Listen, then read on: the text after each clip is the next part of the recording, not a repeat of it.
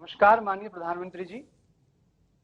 आत्मनिर्भर भारत अभियान और शुरू करने के लिए और आज हमें अपना समय देने के लिए मैं आपका बहुत बहुत हार्दिक रूप से आभार व्यक्त करता हूं। मैं Ashish Karan university of petroleum energy studies Dehradun से आज अपनी टीम के साथ, जिसमें कि पंकज, मानस, रमन, स्वप्निल और अभय शामिल हैं, इस खेल आरोग्य को प्रस्तुत कर रहा हूं। लेकिन यह जो आप तो खेल आरोग्य, पेट्रोलियम वाले हैं, आयुर्वेद में कहाँ घुस गए? हम तो भारत के हैं सर।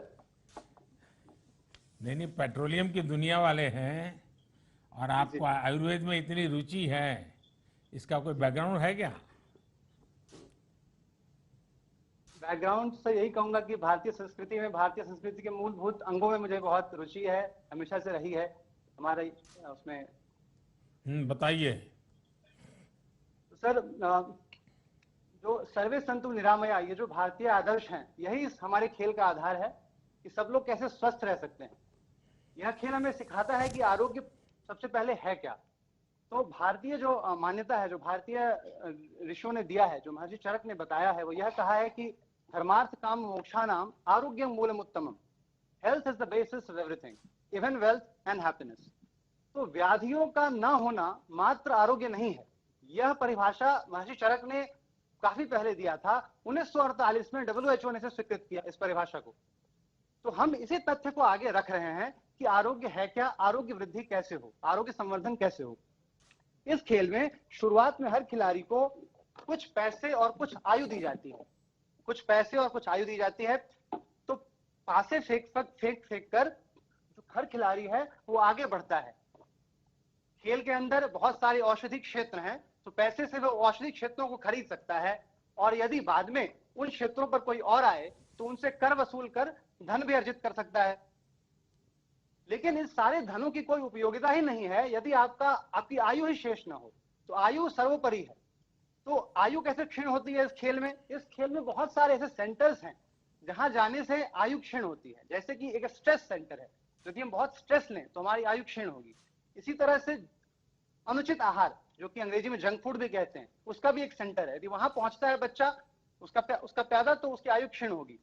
इसी तरह से दो प्रमुख डिजीज सेंटर्स हैं इस खेल में, जहां पर अगर पासे से आप 1 से 6 फेंकेंगे तो 6 तरह के विभिन्न रोग हैं जिससे आप ग्रसित हो जाएंगे। तो जब कोई बीमारी से ग्रसित होगा तो एफिशिएंट नहीं होगा, उसकी चाल धीमी हो जाएगी, ऐसा इसका नियम है। बीमारी से ग्रसित होने पर यह जरूरी है कि प्लेयर शीघ्र से शीघ्र हेल्दी बने, स्वस्थ बने। तो बीमारी से जो ग्रसित होने पर जो निकलने के उपाय हैं वो 3 हैं, जो हमारे आयुर्वेद में बताए गए हैं। वो है आहार, विहार और उपचार। ये तीनों स्तंभों को हमने इस खेल में सम्मिलित किया है। तो सबसे पहले हम बात करते हैं आहार की। तो हमारे भारत में जो बात है कि आहार ही ऐसा होना चाहिए कि औषधि की आवश्यकता न पड़े, व्याधियां आए ना। आहारम परमम औषधम। तो इसको हमने बहुत ही अच्छे तरीके से इसमें दिखाया है। ताजे फल, सब्जी, फल, पंचगव्य, रसोई की औषधियां, वो सारे इसमें सम्मिलित किए हैं हमने। सबसे एक महत्वपूर्ण संदेश जो हम इसमें देना चाह रहे हैं वो यह है प्रधानमंत्री जी, की जो भारतीय रसोई है हमारी, इसमें जो हमारे जिन्हें मसाले कहते हैं, वो वास्तविकता में वो सारी औषधियां हैं। जैसे कि हल्दी, काली मिर्च, अदरक, दालचीनी, अजवाइन, मेथी, वो सारे औषधि क्षेत्र इसमें सम्मिलित हैं। हमारा प्रयास यह है कि जो बच्चे हैं, बच्चे भी बड़े भी, सब इस बात को समझें कि घर में मौजूद जो हमारे पास औषधियां हैं उनसे ही हम उपचार कर सकते हैं। विहार के रूप में इस खेल में योग प्राणायाम सम्मिलित किया गया है, पंचकर्म भी सम्मिलित किया गया है, जहां पहुंचकर संपूर्ण रोगों से स्वतः निवारण हो जाता है। और उपचार के लिए औषधियां तो हैं ही। और अंत में मैं यह कहूंगा कि यह आयुर्वेद का ज्ञान, ये जो आयुर्वेद का विरासत जिन्होंने हमें दिया है, जो भारत के महान ऋषि रहे हैं, महर्षि सुश्रुत, महर्षि चरक, महर्षि वाग्भट, भारद्वाज, अत्रेय, उन सबको इस खेल में सम्मिलित किया गया है। वे सब के सब इस खेल में उपस्थित हैं, हमें आयु, आरोग्य का आशीर्वाद देने के लिए। तो जब भी कोई खिलाड़ी वहां पहुंचता है तो उसे आयु मिलती है।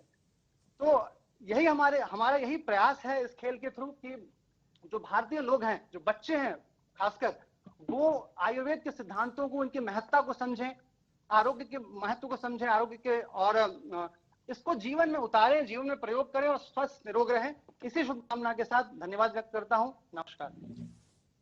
आशीष जी, आपको और आपकी टीम को मैं बधाई देता हूं, क्योंकि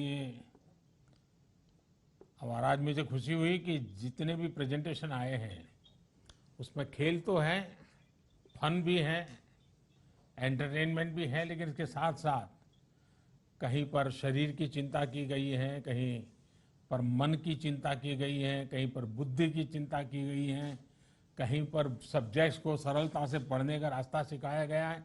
और बड़ा विविधतापूर्ण आज मुझे ये खाले खेल की दुनिया देखने को मिली। आशीष जी, ये जो आपका बोर्ड गेम है, इसमें प्रिवेंटिव हेल्थ केयर पर किस तरह से जोर दिया गया है? क्योंकि एक बार जाते जाते कहीं तकलीफ आई तो बराबर है। प्रिवेंटिव हेल्थ, क्योंकि अल्टीमेटली हेल्थ का सबसे पहला सिद्धांत यही है, और उसके लिए कुछ है क्या इसमें?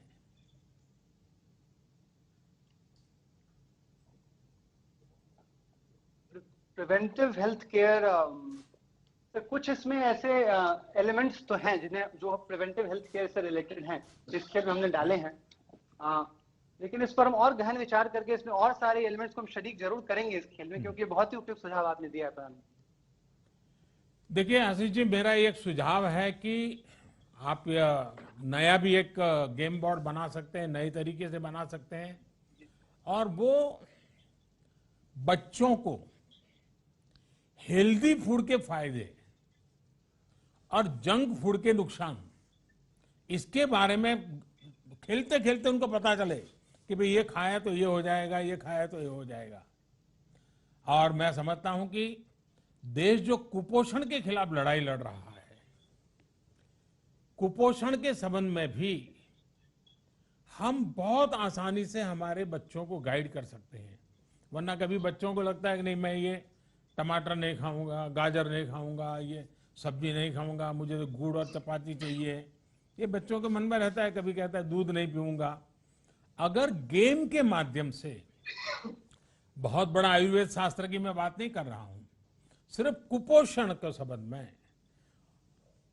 चाहे उसमें हैबिट की बात हो, हाथ धोना चाहिए खाने से पहले, पानी कितना पीना चाहिए, कब पीना चाहिए, पानी कितना शुद्ध होना चाहिए, ऐसी छोटी छोटी चीजें खेल के माध्यम से और एक गेम बोर्ड के माध्यम से कुपोषण के खिलाफ जंग, ऐसा भी आप बना सकते हैं और बड़े आराम से बना सकते हैं, तो शायद ये बहुत पॉपुलर हो जाएगा। मेरी आपको, आपकी टीम को बहुत बहुत शुभकामनाएं। धन्यवाद जी। नमस्कार।